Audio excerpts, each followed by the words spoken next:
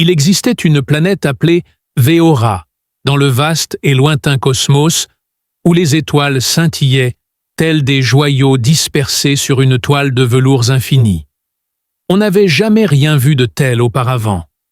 Lavande et jaune scintillaient dans ces cieux.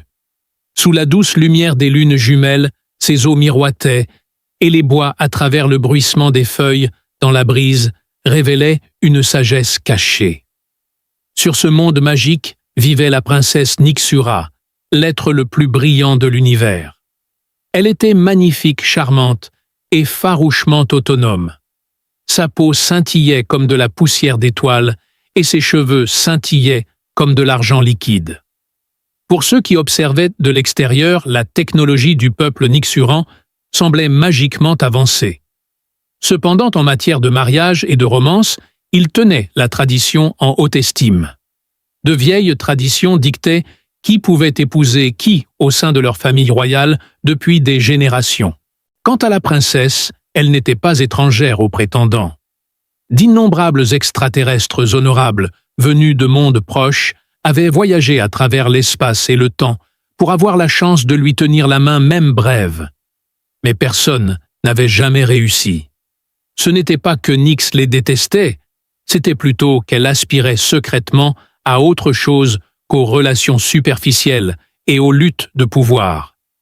Dans une galaxie où la politique et l'ambition régnaient en maître, elle aspirait à ce bien rare qu'est une véritable connexion.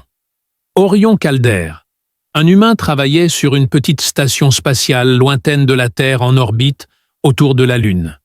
Depuis ses humbles débuts, sur une colonie d'astéroïdes abandonnés, il s'était frayé un chemin jusqu'au sommet par la seule force de sa volonté. Le vaisseau diplomatique interplanétaire Ecliptica l'emploie actuellement comme ingénieur de maintenance. Orion consacrait ses journées à réparer des moteurs de distorsion cassés et à nettoyer des systèmes de ventilation récalcitrants. Il était peut-être petit par rapport aux autres espèces extraterrestres, mais il compensait largement par son charisme, son intelligence et son avidité de connaissances. Même selon les critères extraterrestres, Orion ne répondait pas tout à fait aux critères d'attrait. Ses mains étaient souvent grasses, son nez légèrement tordu, suite à une blessure antérieure, et ses vêtements consistaient principalement en une salopette rapiécée. Ses proches l'aimaient pour son cœur immense, qui aurait pu engloutir le cosmos si on lui en avait donné l'occasion. Aussi humble soit-il, Orion nourrissait de grandes ambitions. Du haut de ses plateformes d'observation, il rêvait de découvrir des mondes inconnus et de voir des créatures dont l'existence défiait toute logique. Un jour, le destin intervint et entrelaça leurs deux vies d'une manière qu'ils n'auraient jamais imaginée. Plusieurs réseaux de communication essentiels au maintien des accords de paix entre systèmes voisins furent endommagés lorsqu'une tempête solaire cataclysmique frappa près de Valora. Dans sa hâte de rétablir rapidement l'ordre, la reine Seline, mère royale de Nyxura, envoya une multitude d'émissaires demander de l'aide. La tâche de trouver des ingénieurs qualifiés capables de réparer les fragiles machines incomba au commandant Zarnak, un imposant guerrier reptilien. L'Ecliptica était la destination de la chasse du commandant Zarnak. Il se trouvait qu'Orion travaillait sur la même partie du vaisseau que Zarnak menait ses entretiens, ou peut-être était-ce le destin. Lorsque le jeune homme fit preuve d'une inventivité extraordinaire, en résolvant un défi technologique simulé lors de l'examen, Zarnak commença à avoir une haute opinion d'Orion malgré son apparence négligée. Malgré ses propres doutes, Zarnak lui proposa un poste temporaire au sein de la flotte envoy en route vers Veora. Orion était rempli d'impatience en se préparant pour le voyage. Personne n'avait jamais osé l'envoyer au-delà de l'orbite terrestre et encore moins le placer sur une autre planète. Il ignorait que cette entreprise aurait un impact aussi profond et irrévocable sur sa vie. Orion ressentit un mélange d'étonnement et de panique à l'approche de Veora. Avec son atmosphère onirique tourbillonnante de violet et d'or, la planète se dressait imposante dans le paysage. Après un long vol, ils atterrirent, et il descendit de la navette sur un sol aussi lisse que de la soie. Entouré d'imposantes tours cristallines, il observa l'environnement se transformer en un ballet fascinant d'arc-en-ciel, réfracté par la lumière du soleil. La flore extraterrestre se balançait doucement, diffusant des parfums inédits dans son pays natal. Le commandant Zarnak assigna immédiatement des tâches. Orion fut envoyé travailler avec un groupe d'ingénieurs chargés de réparer un réseau de communication endommagé près du domaine royal. Dans ce décor, entre le bourdonnement des machines sophistiquées et le doux bruissement des arbres illuminés, il aperçut d'abord la princesse Nixura. Debout sur une plateforme flottante, elle supervisait silencieusement les opérations de réparation. Orion sentit son souffle se couper sa présence, exigeant naturellement son attention. Au début, leur rencontre se déroulait de manière plutôt formelle. Chaque jour, Nixura se rendait sur place, s'informant des mises à jour et apportant des modifications. Des suggestions rationnelles et efficaces. Pourtant, chaque fois qu'elle s'adressait à Orion, son regard était d'une chaleur indescriptible. Il avait perfectionné l'art de communiquer des idées complexes à des collègues naïfs pendant des années. Alors peut-être était-ce dû à sa sincérité ou à la simplicité de ses comparaisons. Pour une raison inconnue, Nixura commença à faire des détours pour lui rendre visite, s'attardant lors des inspections et engageant des discussions sans rapport avec les affaires. Un jour, Orion fatigué mais victorieux, s'affala sur un brin d'herbe tendre, adjacent après une période particulièrement ardue de débogage d'un nœud relais difficile. Nixura était assise en tailleur, à côté de lui un sourire malicieux aux lèvres. Il était déconcerté. Tout était sujet à discussion. Des tenants et aboutissants des voyages interplanétaires, aux souvenirs de jeunesse, en passant par les différences entre la culture humaine et les traditions valoranes.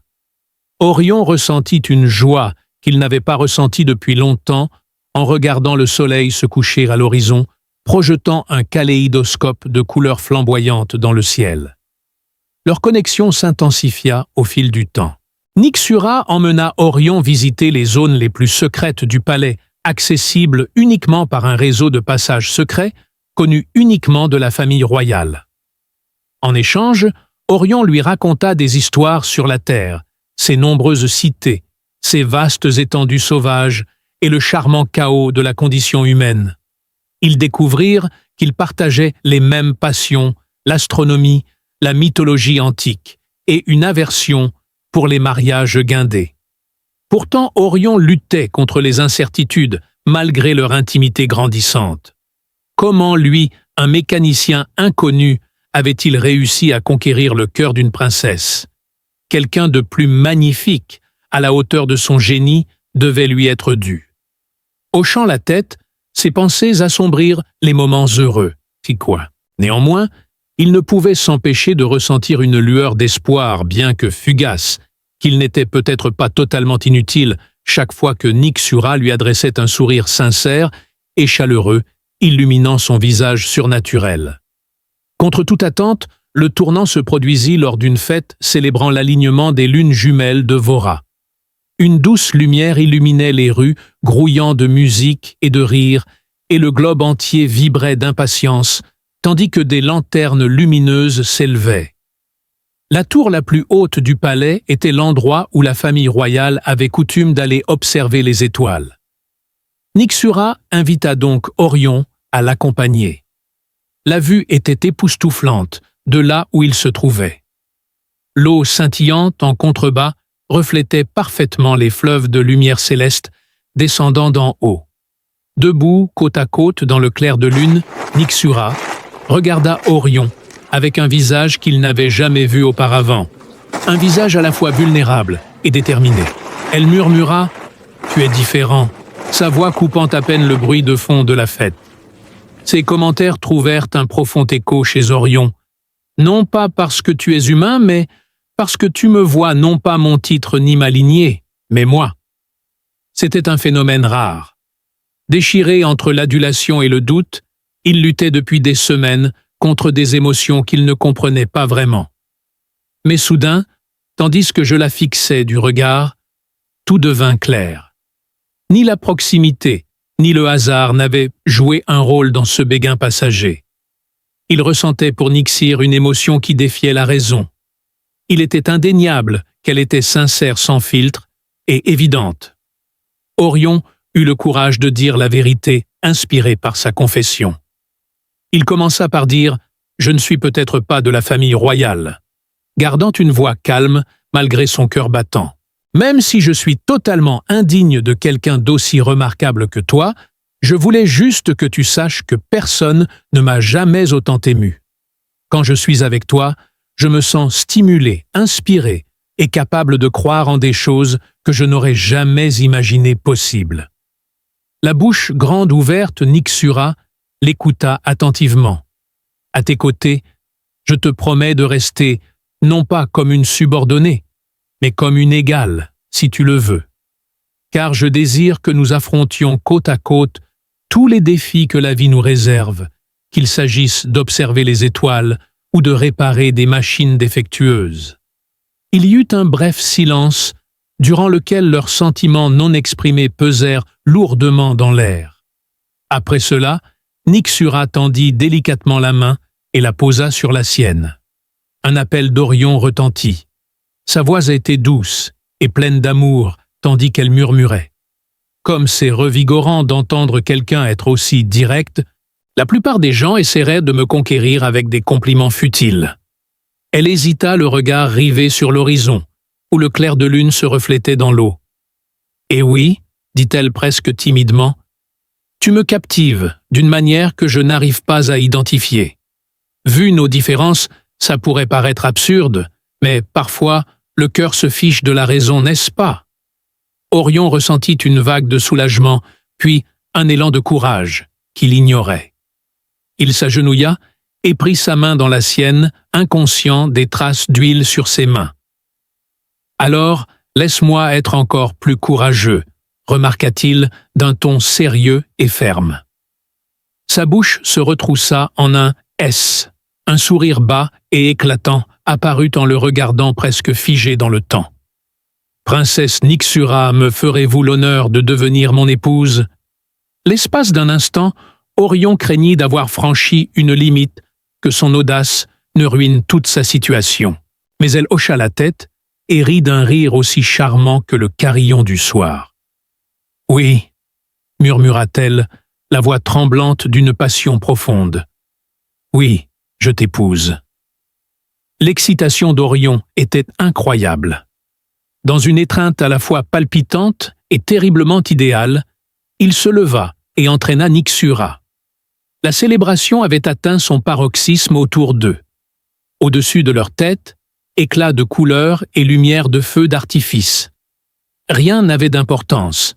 Tant qu'ils resteraient enlacés, ni les spectateurs en liesse, ni les feux d'artifice n'aurent d'importance.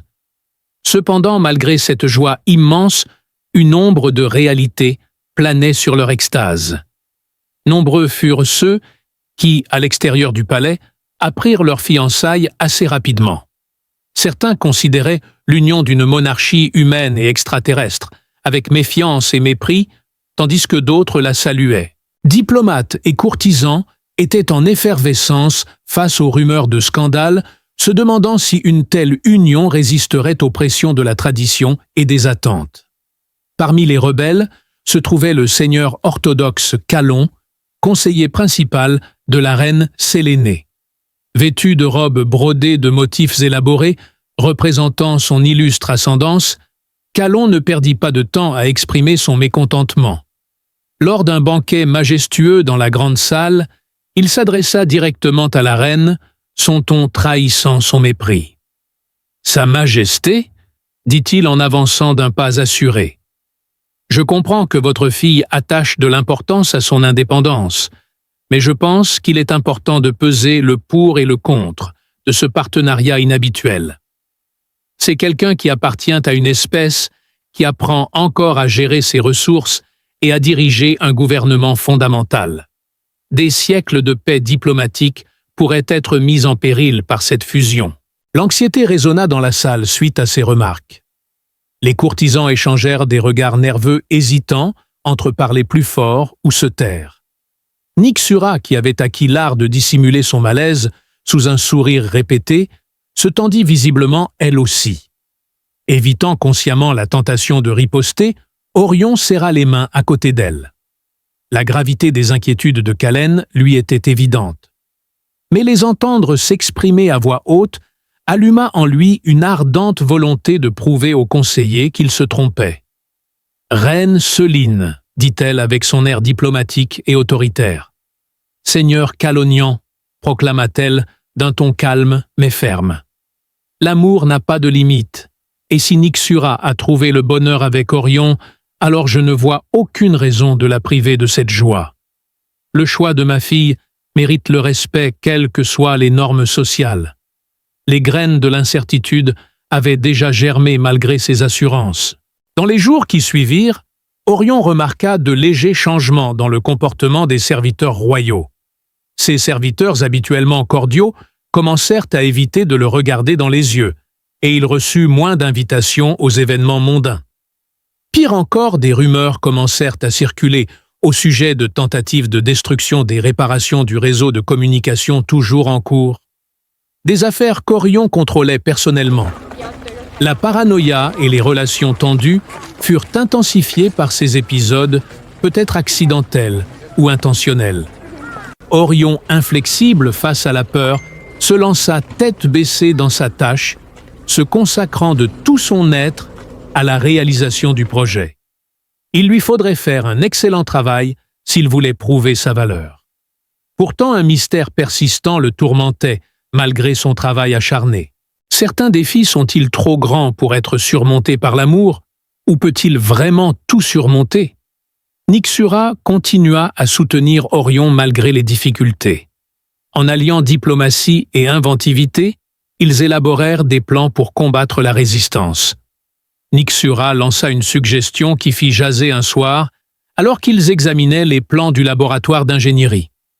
Tout en désignant les dessins éparpillés sur la table, elle proposa « Et si on organisait une démonstration? Vos contributions vont au-delà des relations personnelles. Prouvez-le à tous, pas seulement aux sceptiques. Assurez-vous qu'ils soient témoins de l'immense valeur que Vora vous accorde personnellement. » Orion marqua une pause incertain si une démonstration publique de ses capacités apaiserait ou aggraverait les tensions. Nixura lui posa une main réconfortante sur l'épaule, percevant son hésitation. « Ayez confiance en moi », demanda-t-elle. « Le public veut des preuves tangibles. Les mentalités évolueront à mesure que les gens comprendront votre proposition de valeur. » Orion accepta avec une détermination redoublée. Une démonstration spectaculaire était prévue au réseau de communication récemment restauré. Des invitations furent envoyées aux dignitaires galactiques, à la noblesse, et aux puissants garantissant une démonstration sans précédent. Le duo ne dormit pas beaucoup, car ils passèrent la nuit à se préparer. Mais leur université, leur détermination et leur foi mutuelle ne firent que renforcer leur amitié au milieu du chaos. L'excitation était palpable le jour J. L'apparence sophistiquée et le fonctionnement complexe du réseau attirèrent une foule nombreuse. Orion fut submergé d'émotion lorsqu'il apparut sous les projecteurs accompagné de Nixura. Il s'adressa à l'Assemblée et, utilisant des simulations en direct pour illustrer le potentiel du réseau, en expliqua clairement le fonctionnement. Tandis que des écrans holographiques inondaient le ciel de flux de données en direct reliant des systèmes stellaires lointains, la foule resta bouche bée. Une salve d'applaudissements retentit dans le parc à la fin de la présentation. Orion ressentit un changement de perspective pour la première fois depuis leur arrivée sur Veora. Sa compétence et sa persévérance conquirent les sceptiques qui modifièrent leur point de vue. Même Lord Calon ne parvint pas à exprimer un oui enthousiaste. Son visage trahissait les derniers doutes. Cependant, le succès fut de courte durée. Alors que les festivités se poursuivaient ce soir-là dans les salles du palais, une explosion inattendue secoua le parc. Ce fut le chaos total de la fumée s'échappait du réseau de communication et les sirènes retentissaient. Se dirigeant rapidement vers l'extérieur, Orion et Nixura trouvèrent la cause du bruit. Le bâtiment était pris dans les flammes, ce qui anéantirait des semaines de dur labeur. Le public était saisi de peur tandis que le personnel de sécurité s'empressait d'éteindre l'incendie. Au milieu du chaos, Orion et Nyxura se regardèrent, et la flamme de la détermination brûlait dans leurs yeux. À l'unisson, ils mobilisèrent rapidement ingénieurs et pompiers pour éteindre le feu. Ils éteignirent le feu avant qu'il ne cause des dommages permanents grâce à leur collaboration et à leur détermination sans faille. Épuisés mais triomphants, ils contemplèrent les décombres et jurèrent de reconstruire encore plus solidement. Comme un rappel brutal des forces déployées contre eux, des traces de sabotage apparurent par la suite. Mais plutôt que de céder au désespoir, Orion et Nyxura décidèrent de poursuivre leur combat unis dans leur lutte pour se rebeller contre le statu quo et créer une voie qui leur appartienne entièrement. La nouvelle de la tentative de sabotage se répandit rapidement dans tout Veora, et des rumeurs de complot se répandirent dans les couloirs du palais. Malgré les soupçons répandus, les autorités ne trouvèrent aucune preuve reliant le seigneur Kallian à l'incident. Au fond, la tension montait prête à éclater à tout instant. Au milieu de ce climat dangereux, Orion et Nyxura se réconfortèrent dans leur force mutuelle.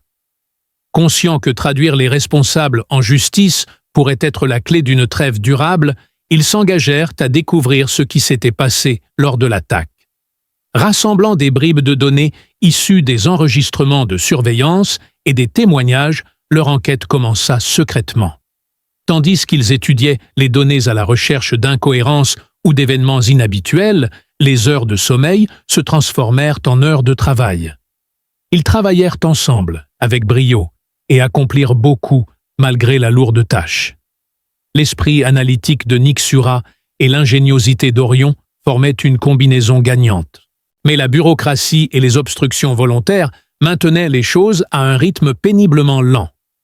Un soir, Nyxura se massait les tempes allongées sur sa chaise, dans une chambre privée, déchiffrant des informations cryptées. « Cela semble interminable », dit-elle, ses traits trahissant son épuisement. L'inquiétude traversa les yeux d'Orion lorsqu'il leva les yeux de son iPad. Chaque piste que nous suivons semble s'évanouir. « Nous ne devons pas capituler maintenant », répondit-il avec conviction. « Pas alors que la vérité est sur le point d'être révélée. » Elle regarda Nyxer avec une expression plus douce en l'examinant. « Je suis d'accord avec toi. Je crains que nous ne menions une lutte difficile, même si nous avons déjà surmonté des défis plus importants. Certaines personnes résisteront toujours au changement, quelles que soient les preuves que nous leur fournissons. » Les souvenirs de toutes les fois où il avait douté de sa propre valeur revinrent à Orion en écoutant ses remarques. Mais il décida de transformer sa colère en action plutôt que de céder à l'incertitude. Après s'être levé, il traversa la pièce pour se tenir à côté d'elle. « Alors rappelons-leur pourquoi le changement est vital », ajouta-t-il d'un ton calme. Il hocha la tête et Nyxura fut touché par sa détermination. Montrons-leur que l'unité n'est pas une faiblesse, mais une force. Son visage prit une expression résolue. Ils élaborèrent ensemble un plan audacieux. Ils s'introduisirent dans les archives secrètes des catacombes royales. À l'abri des interférences contemporaines, les documents anciens conservés pourraient bien contenir les réponses. Ils se lancèrent dans leur mission secrète, dans l'obscurité, armés de faux papiers et d'une bonne dose d'arrogance. Le labyrinthe et les tunnels étaient extrêmement dangereux en raison de l'abondance de pièges et de drones de surveillance. Un jour, un drone endommagé était sur le point de les repérer, et Orion dut rapidement détourner l'attention avec des outils trouvés un peu partout.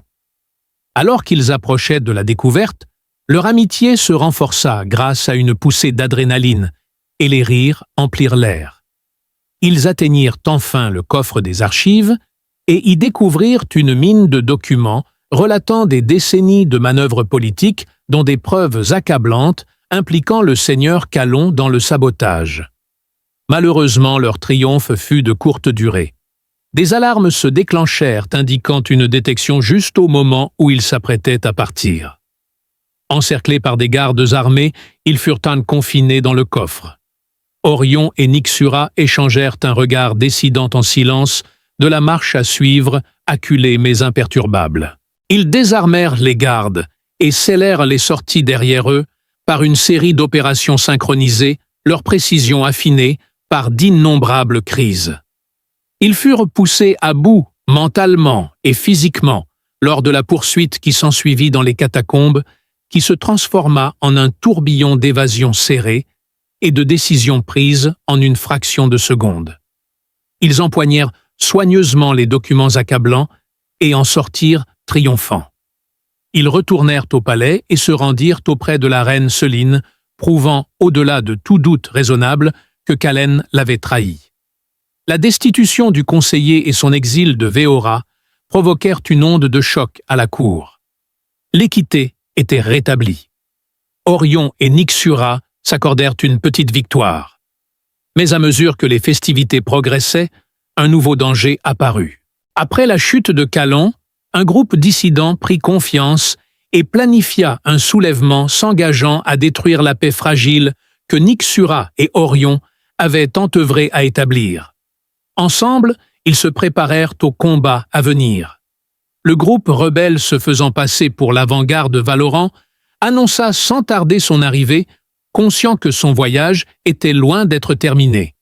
Taran Vox, ancien général réputé pour sa cruauté et son éloquence, unifia roturiers et nobles désabusés par des discours fervents condamnant l'union de Nyxura et d'Orion comme une trahison des traditions. L'affaiblissement de la souveraineté de Véora et sa vulnérabilité aux interférences extérieures constituaient leur principal argument contre ce rapprochement.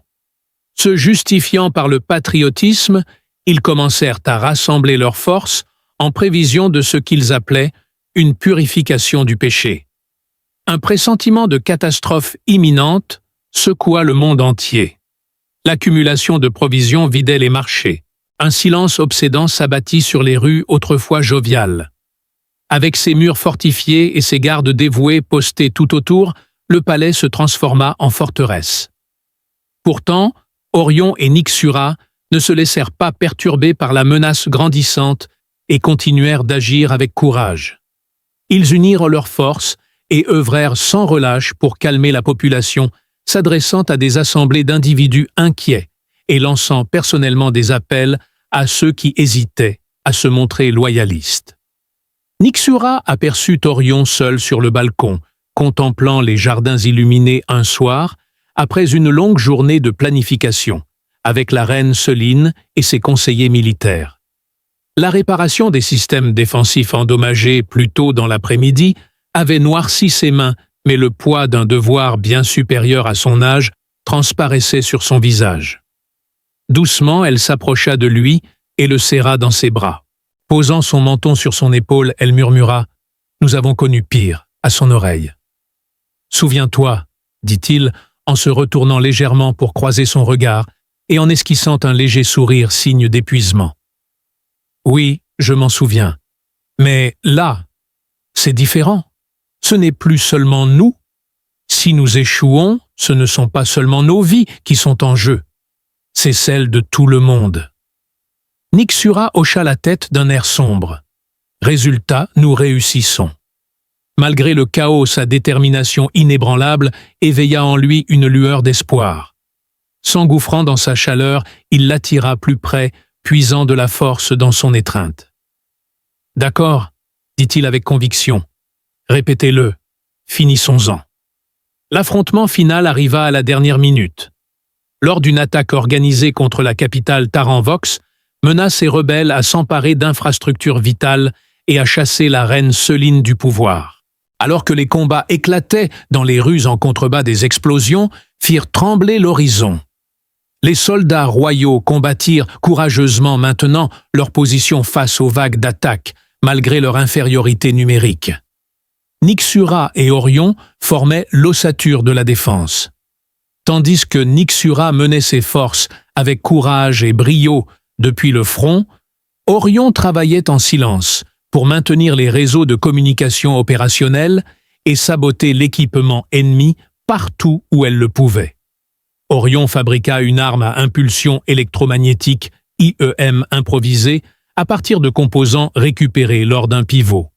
À ce moment précis, les forces rebelles percèrent les murs extérieurs du palais, rendant des centaines de drones inutilisables et permettant aux défenseurs de se réorganiser. La victoire semblait improbable, malgré leurs efforts conjoints. Ce n'est qu'après la réalisation du plan audacieux d'Orion que la situation commença à changer. Il utilisa des communications interceptées pour trouver le centre de commandement de Taran Vox, un bunker hautement gardé, caché sous les vestiges d'un ancien temple. Ils formèrent une petite escouade d'intervention et s'introduisirent furtivement dans le complexe à la faveur de l'obscurité, Nyxura, insistant pour les accompagner. La mission comportait de nombreux dangers. Chaque pièce était piégée, et les meilleurs gardes rebelles étaient constamment sur le qui-vive. Mais l'expérience du combat de Nyxura et l'ingéniosité d'Orion furent cruciales. Il se déplaçait en parfaite harmonie, éliminant les dangers à mesure qu'il s'enfonçait dans le labyrinthe et le bâtiment pour finalement atteindre le centre névralgique de l'opération. Taran Vox se tenait dans une vaste salle entourée d'écrans holographiques qui planifiaient la suite de son assaut. Debout fier et autoritaire, Nyxura hurla « Rendez-vous! Votre rébellion s'arrête ici !» dit Taran avec un ricanement, un détonateur à la main. « Pensez-vous pouvoir freiner ma progression? Quel que soit le résultat, mes partisans perpétueront mon héritage. Le passé est trop précieux pour être effacé. » Alors que la situation allait s'échauffer, je suis intervenu en me plaçant entre eux et en lui offrant une poignée de main apaisante. « Calme-toi » m'a-t-il exhorté. « Personne n'a besoin de mourir aujourd'hui. La tradition ne sera pas effacée. Notre objectif est de créer une structure améliorée qui rende hommage au passé, tout en se tournant vers l'avenir. » Taran marqua une pause, le visage marqué par l'incertitude. Nyxura profita de la situation et poursuivit. « Regarde autour de toi, Taran. Est-ce vraiment ce que tu veux? Détruire tout ce que nos ancêtres ont bâti au nom d'une loyauté aveugle à des idéaux dépassés?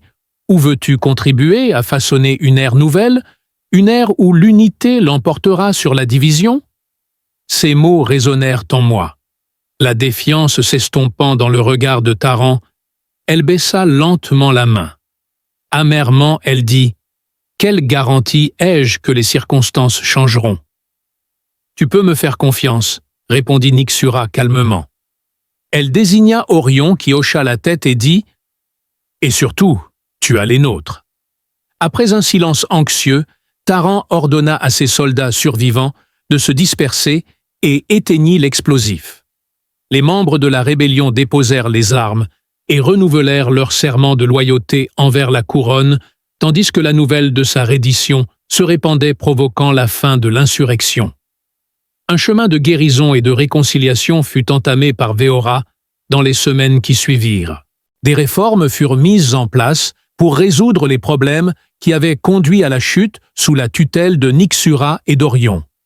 Des ponts furent érigés là où se dressaient les barrières, et le dialogue remplaça l'animosité. Malgré les blessures, le monde en sortit plus fort uni par un objectif commun d'empathie et de tolérance. Enfin, Orion et Nyxura échangèrent leurs vœux lors d'une cérémonie en présence de dignitaires galactiques par une fraîche matinée baignée d'un soleil doré. Il était évident pour tous que leur union était vouée à la grandeur, tandis qu'ils se tenaient unis sous deux lunes jumelles, leur amour illuminant le ciel comme une lumière. Les applaudissements joyeux de la foule résonnèrent dans le parc illuminé à la fin de la cérémonie. Joyeux et soulagés, Nyxura et Orion descendirent l'allée en se tenant la main. Comme pour prendre conscience de la gravité de la situation, la galaxie sembla s'immobiliser. Deux royaumes fusionnèrent, un humain et une princesse extraterrestre. D'une voix tremblante de fierté, la reine Selene les embrassa tous deux. « Vous nous avez apporté l'optimisme, » murmura-t-elle. « Un avenir dans lequel nous pourrions tous avoir foi. » Taran Vox, qui venait de devenir une alliée, s'avança humblement pour nous accorder sa bénédiction. « Puisse notre amour nous mener à une trêve permanente et je vous prie de m'excuser pour mes suppositions précédentes à votre égard. » À contre-cœur même le seigneur Kalon qui observait à distance baissa la tête en signe de révérence. Malgré le traumatisme, le changement commençait à s'installer. Des feux d'artifice illuminaient le ciel nocturne cette nuit-là, leurs teintes vibrantes s'harmonisant avec les aurores boréales éblouissantes caractéristiques de Veora. Debout côte à côte, Nyxura et Orion furent submergés d'émotion en contemplant cette merveille. Tandis qu'il lui serrait la main, Orion dit « Nous l'avons fait ». Posant sa tête sur son épaule, Nyxura s'approcha. C'était un effort collectif, en fait. Debout sous la voûte étoilée, ils sentaient leur aventure commencer emplie d'espoir en un avenir meilleur. Leur amour avait uni des peuples de différentes parties du globe et déclenché une réaction en chaîne qui allait durer des années. Leur histoire a brillé comme un phare dans le ciel nocturne, prouvant que même les connexions les plus improbables ont le pouvoir de changer le cours de l'histoire.